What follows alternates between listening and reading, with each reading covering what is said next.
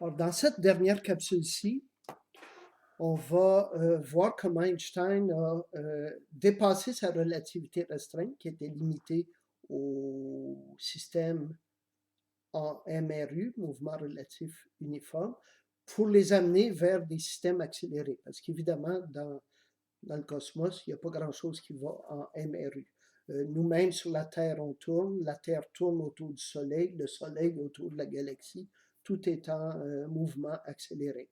Et on va voir qu'à la fin, ce que ça va nous donner, en réalité, c'est une nouvelle théorie de la gravitation et une cosmologie. Alors, je vais passer au document. On va le faire de deux façons. Il y a un document que je vous ai rendu disponible sous format PDF et il y aura quelques diapos également à la fin.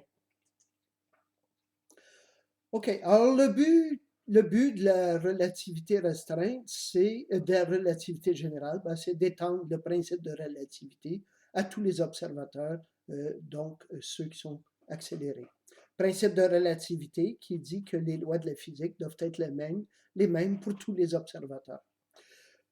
Une conséquence de l'accélération avec ce qu'on sait de la relativité restreinte, c'est que la vitesse varie, donc les horloges varient, les mètres, les tiges de référence, les mètres varient.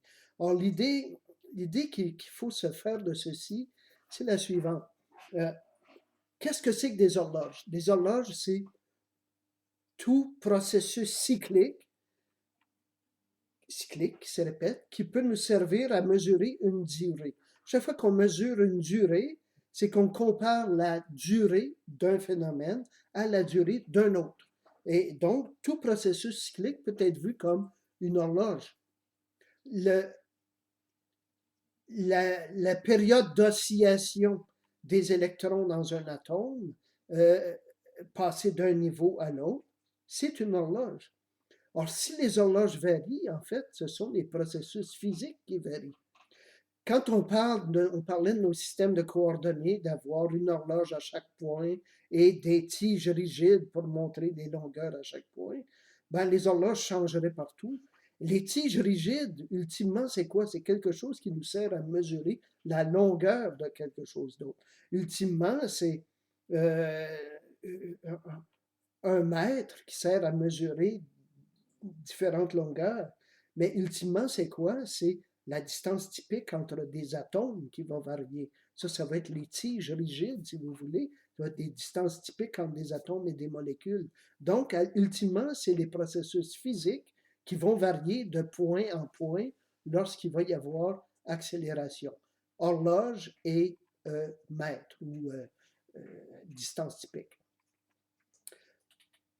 La première chose qui va arriver à Albert Einstein, c'est son principe d'équivalence. Il va découvrir que une accélération ou une gravitation, c'est la même chose. L'idée est la suivante. Si je place un petit bonhomme dans une cage fermée et que il est soumis à une accélération, il va se sentir plaqué vers le plancher de la cage. Alors, pour ce petit bonhomme-là, en réalité, il ne peut pas savoir. Il est peut-être dans le cosmos très lointain, dans le vide intergalactique, avec quelque chose qui le tire dans une direction et il va être plaqué vers le fond. Or, ça pourrait être ça pour lui, ça pourrait être qu'il est en accélération dans le cosmos. Ou bien, ça pourrait être que sa cage est déposée au sol, sur la Terre ou sur une autre planète, et la gravité fait qu'il est attiré vers le bas, il est plaqué encore là au plancher de la cage. Donc, pour l'observateur, il ne peut pas faire la différence. Il est peut-être dans l'espace galactique et a subi une accélération vers le haut, ce qui fait qu'il est plaqué vers le bas, ou bien il est immobile dans un champ de gravité, et là aussi, il est plaqué vers le bas. Accélération, gravité, même combat, même chose. Donc, l'accélération ou une gravité va avoir des effets, les mêmes effets sur les horloges et sur les mètres. Einstein réalise donc que sa relativité générale va être en même temps une théorie de la gravitation. Et c'est un problème sur lequel il se penchait déjà depuis quelque temps parce que Le problème de la gravité de Newton, c'est elle est vue comme une force qui s'exerce à distance. Pour la gravitation de Newton, si j'ai un soleil et que j'ai la Terre qui tourne autour du soleil, si le soleil disparaissait instantanément, soit que ça n'arrive pas, la gravité disparaîtrait instantanément à la Terre. Et donc la Terre continuerait instantanément sur sa dernière tangente. Mais ça veut dire ça que l'information aurait été transmise de façon instantanée, donc à une vitesse infinie, ce qui vient en contradiction directe avec la relativité. Donc, la relativité générale, en réalité, va se trouver être en même temps une théorie de la gravitation. Et Einstein va voir tout de suite qu'il y a une conséquence assez spectaculaire de son principe d'équivalence. Or, remettons le petit bonhomme dans sa cage. Maintenant, cette fois-ci, on va lui ouvrir une fenêtre. Un rayon de lumière pénètre par la fenêtre et comme la cage est accélérée vers le haut, le rayon de lumière va sembler suivre une trajectoire parabolique vers le bas, puisque pendant que le rayon de lumière se déplace horizontalement, la cage est accélérée vers le haut, la trajectoire va être une trajectoire parabolique. Mais si accélération et gravitation sont identiques par le principe d'équivalence, on doit également conclure qu'un rayon de lumière passant dans un champ de gravité va être dévié. Quand Einstein propose ça en 1915, il vient de faire une prédiction qui est radicalement nouvelle et ça met sa théorie à risque. Ça fait 10 ans qu'il travaille, il dit que c'est les 10 années les plus difficiles de sa vie. Et en ayant cette prédiction-là, il met sa théorie à risque. En fait, ça va être confirmé. Bon, de fait, cette prédiction-là n'est pas arrivée seulement en 1915. Il y avait déjà une première prédiction en 1912, mais à ce moment-là, Einstein s'était trompé par un facteur 2. En 1915, les chiffres vont être bons. C'est ceux qui vont être validés par une expérience en 1919 lors d'une éclipse du Soleil. L'astronome astrophysicien Eddington va effectivement voir que la lumière en provenance d'une étoile va être déviée et va sembler venir de ce point-ci dans l'espace. Et ça correspondait, à l'intérieur de l'incertitude de l'expérience, ça correspondait à la prédiction d'Einstein. Quelque chose d'assez spécial aussi quand Albert Einstein ouvre son papier en 1915, où il sait qu'il va arriver avec quelque chose d'énorme, des espaces-temps courbes, une gravité qui courbe l'espace-temps, pour rendre ça presque incontournable à son lecteur, il présente une expérience par la pensée. Imaginons un disque. On mesure au moyen d'1 mètre, on mesure son diamètre. On pose plusieurs fois le mètre sur le diamètre et on mesure le diamètre. On pose le mètre plusieurs fois sur la périphérie et on mesure sa circonférence. Circonférence divisée par le diamètre donne le nombre pi. Maintenant, si on met le disque en rotation, de nouveau, on dépose le mètre sur un diamètre et on mesure le diamètre. Mais si on dépose le mètre sur la circonférence bon nombre de fois, jusqu'en ayant fait le tour, le mètre, lui, il est déposé ici, il est dans la direction de la rotation. Il est donc raccourci, comme on l'a vu par l'effet de la vitesse. Alors, s'il est raccourci, il va falloir le déposer plusieurs fois sur la périphérie, plus de fois que lorsqu'il était arrêté. Et le rapport circonférence à diamètre va être plus grand que le nombre pi. On va arriver à des géométries non euclidiennes. Or, la gravitation va courber l'espace-temps, mais selon des géométries non euclidienne. On va aller retourner à nos diapos cette fois-ci pour repasser rapidement sur tout ça. Or, l'idée est donc la suivante, que accélération égale gravité, gravité égale courbure de l'espace-temps, et par exemple, dans un espace plat, le chemin le plus court entre deux points, c'est une droite. Mais dans un espace courbe, le chemin le plus court entre deux points, ce n'est pas une droite, c'est une courbe. Si une masse comme le Soleil courbe l'espace-temps autour d'elle, ben, une planète, par exemple, la Terre ou Mercure, pour minimiser son énergie, va vouloir suivre le chemin le plus court. Or, son chemin le plus court, ce n'est pas une droite, c'est une courbe, et c'est ça qui va faire les orbites elliptiques des planètes. L'équation d'Einstein, pour mettre tout ça de façon mathématique, l'équation d'Einstein, ce n'est pas le E égale mc carré. L'équation d'Einstein, c'est son équation de la gravitation, du champ gravitationnel, et il y a deux côtés. D'un côté, ça explique la distribution de matière-énergie dans l'univers. De l'autre côté, ça explique la courbure ou la géométrie de l'univers ou autour d'une étoile. Ces termes-là sont des termes assez complexes. Ce sont ce qu'on appelle des tenseurs. Ce sont des matrices. Chaque élément de la matrice, en fait, c'est des dérivés partiels qui montrent la courbure locale à chaque point dans l'espace-temps. Et ici, c'est un tenseur qui décrit la distribution de matière-énergie, G étant la constante de gravitation 6.667 fois 10 à la moins 11.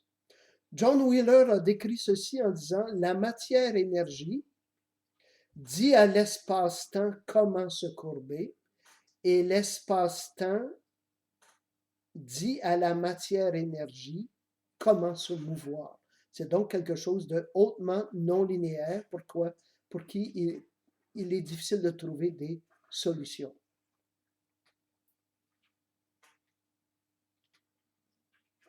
On a dit que Dali s'était inspiré des espaces-temps courbes d'Einstein pour peindre ses montres molles. Très intéressant.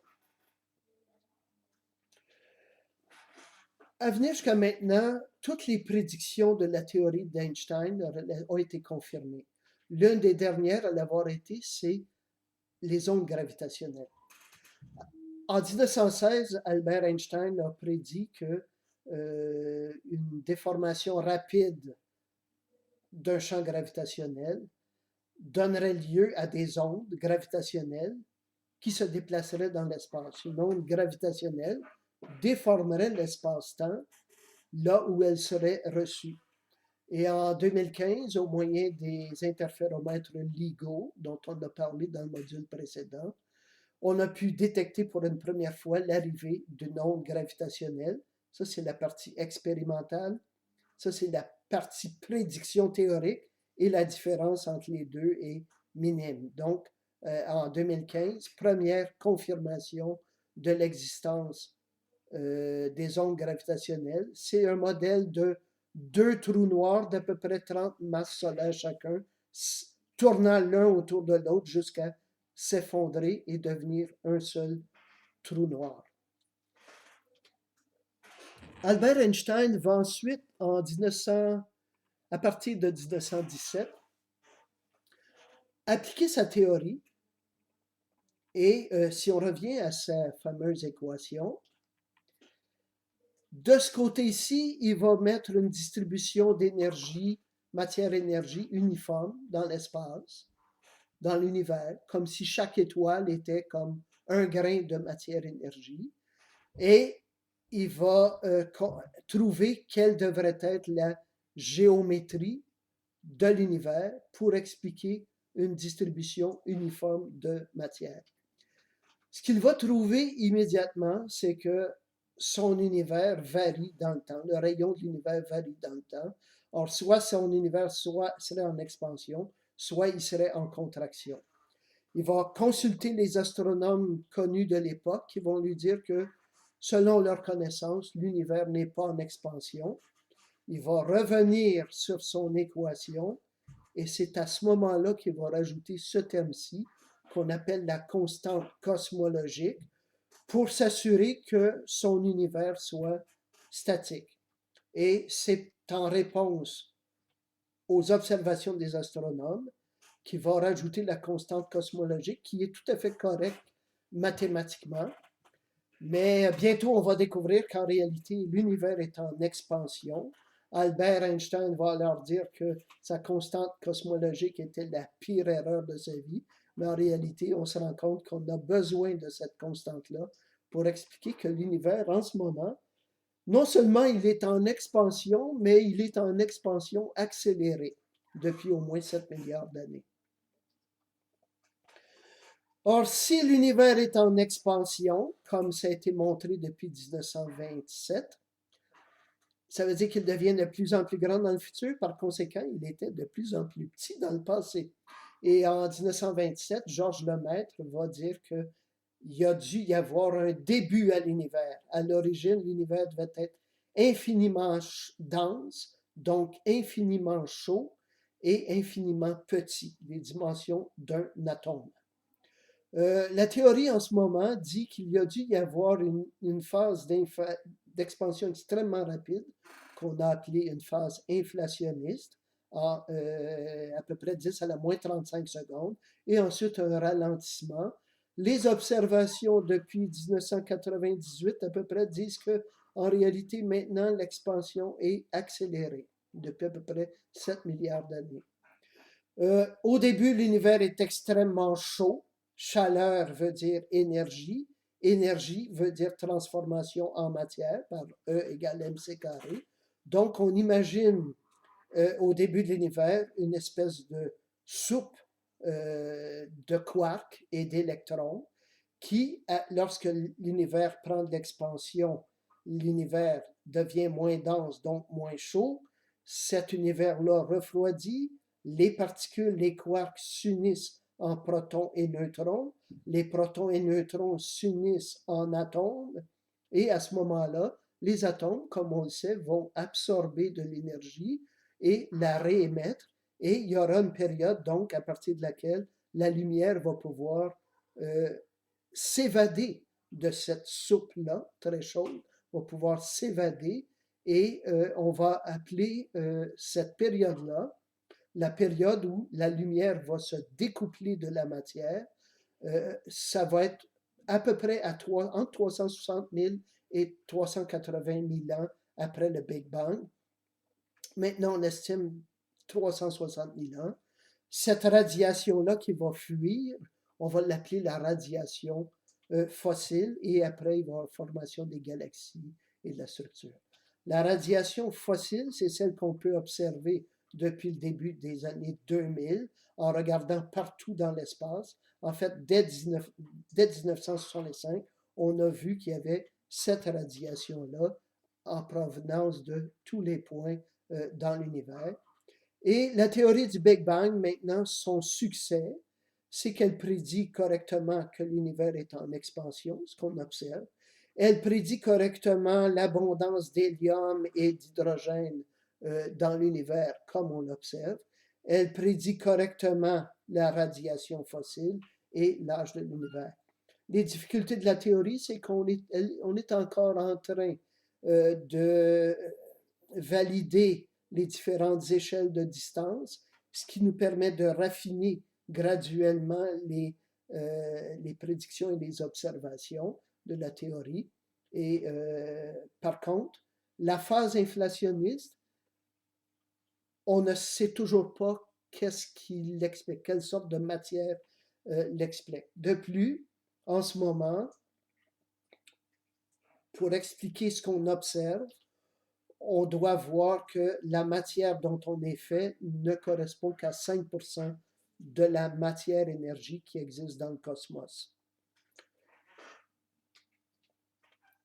Les particules, on en a parlé dans le module en parlant de théorie quantique, des quarks, quarks up, down, électrons.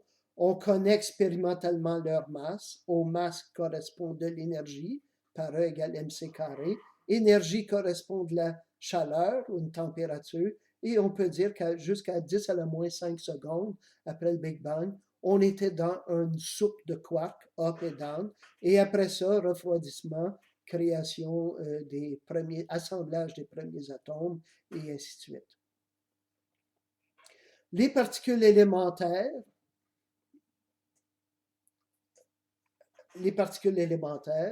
ben, on pense que ce sont les quarks, up, down, strange, charm, top et bottom.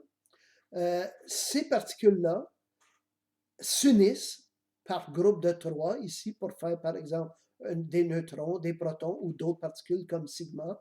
On voit de plus en plus toutes ces particules-là comme des états excités d'une première particule qui est la particule de référence ici avec les quarks up, down et strange. Ici, d'autres groupements avec des spins d'autres valeurs donnent lieu à d'autres états excités de particules qui ont des temps de vie très courts.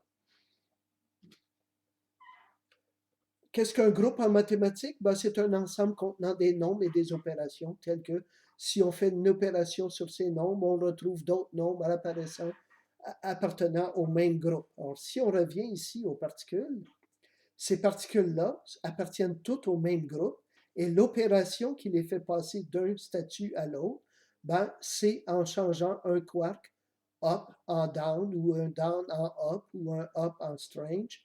Donc, on se sert de la théorie des groupes pour expliquer les particules élémentaires. Des choses qu'on n'a pas vues, mais qui existent, des phénomènes au niveau nucléaire. Un noyau peut se diviser en deux, fission nucléaire, et donner lieu à d'autres noyaux. Ou à l'inverse, il peut y avoir fusion nucléaire de protons. Deux protons vont faire un isotope de l'hydrogène. Donc, fission nucléaire, fusion nucléaire. Et à l'origine, on a dit qu'il y a une soupe de quarks. Les quarks, en se rassemblant, vont donner des protons. Ces protons-là, en s'assemblant, peuvent donner des noyaux plus gros, le deutérium par exemple. Ensuite, avec d'autres fusions, des isotopes de l'hélium et jusqu'à l'hélium. Dans le Soleil, dans le cœur du Soleil, ces réactions-là se produisent 10 à la 38 fois par seconde et à chaque fois qu'il y a une fusion, création de nouveaux types de particules, il y a libération d'énergie. Ces nouvelles matières-là sont créées et libèrent de l'énergie à cause du E égale mc carré. Et le Soleil, par exemple, perd 4 millions de tonnes par seconde. D'autres cycles peuvent donner lieu à des atomes plus gros, le carbone, l'oxygène, l'azote. Et en fait, dans le cœur des étoiles, il y a production d'atomes de plus en plus gros. Tous les atomes qui existent dans l'univers ont été créés dans le cœur des étoiles. Donc, la théorie du Big Bang, ce qu'elle nous dit, c'est qu'à l'origine, il y a une soupe de quarks, alors que l'univers est très dense. L'univers prend de l'expansion, devient moins dense, moins chaud. Les quarks vont s'unir en protons, en neutrons. Ensuite, les protons-neutrons vont s'unir en atomes. Et on va avoir jusque-là à peu près, on va expliquer l'hydrogène, l'hélium et quelques autres éléments traces. La matière, plus tard, va se reconvertir en gravitation dans les étoiles et dans le cœur des étoiles. Donc, on va produire, la chaleur va augmenter et on va produire tous les autres atomes de plus en plus gros, lourds. Or, ce qui va arriver, c'est que tous les atomes vont être créés dans les étoiles c'est ce qui fait dire à des astronomes, nous sommes des poussières d'étoiles. Maintenant, ça donne lieu à une unité dans le cosmos. On sait que la chimie est la même partout dans le cosmos. On a les mêmes raies d'émission ou d'absorption que celles que nous voyons dans le laboratoire sur Terre. On le voit dans la lumière qui vient d'aussi loin qu'on peut recevoir dans le cosmos. Cette unité-là provient de l'origine évolutive unique de tous les éléments, d'abord dans le Big Bang, puis dans le cœur des étoiles. Ici sur Terre, on sait que par une multitude de preuves, le règne du vivant remonte à une origine évolutive unique. On a les mêmes molécules partout, on a les mêmes effets sur la polarisation de la lumière, donc il y a une origine évolutive unique à tout le règne du vivant sur Terre. Toute cette unité provient de l'origine et de l'histoire évolutive du cosmos. On pourrait reprendre la dernière phrase de Darwin et dire que tout ceci vient d'un début aussi simple, les premiers quarks jusqu'à la vie ici sur Terre ou partout ailleurs, ou à différents endroits ailleurs. Le cosmos est une histoire. L'unité dans le cosmos est dans la science. L'idée que je voudrais que vous gardiez de ce tour d'horizon de la physique moderne, c'est justement cette unité-là de partout dans le cosmos. La science qu'on a appris au laboratoire, sur Terre, que ce soit en chimie ou en physique, c'est la même partout dans le cosmos. Des scientifiques ailleurs devraient parvenir aux mêmes lois de la chimie et de la physique. La matière est la même partout dans le cosmos et elle vient d'une évolution du cosmos. La matière vivante sur notre Terre vient d'une évolution sur Terre. Est-ce que la vie est la même sur d'autres planètes? Vraisemblablement pas, parce qu'on sait que l'évolution va par série de bifurcations et d'accidents qui sont contingentes, qui dépendent des incidents, des incidents évolutifs partout, dans toutes les époques sur la Terre. Il est donc assez probable que dans d'autres planètes, d'autres incidents se soient produits différemment, des bifurcations différentes, donc la vie serait différente ailleurs. Mais il y a une chose qui est presque certaine, mais il faudrait trouver de la vie sur d'autres planètes pour le confirmer, mais la logique qui a été développée par Charles Darwin est implacable. S'il y a reproduction, et s'il y a reproduction avec modification, et s'il y a sélection pour meilleure adaptation à l'environnement, cette logique-là est à peu près implacable. Il est presque certain que la vie sur d'autres planètes obéit également à la loi d'évolution telle que décrite par Darwin et développée depuis. Or, l'image que j'aimerais que vous gardiez de ce cours-ci, c'est l'unité dans le cosmos et le fait que la science que nous développons ici serait vraisemblablement la même partout dans le cosmos. Alors, certainement, pour la chimie de base et la physique de base, très certainement. Or, on conclut ici notre cours d'ondes optiques et physique moderne sur cette idée-là de l'unité dans le cosmos.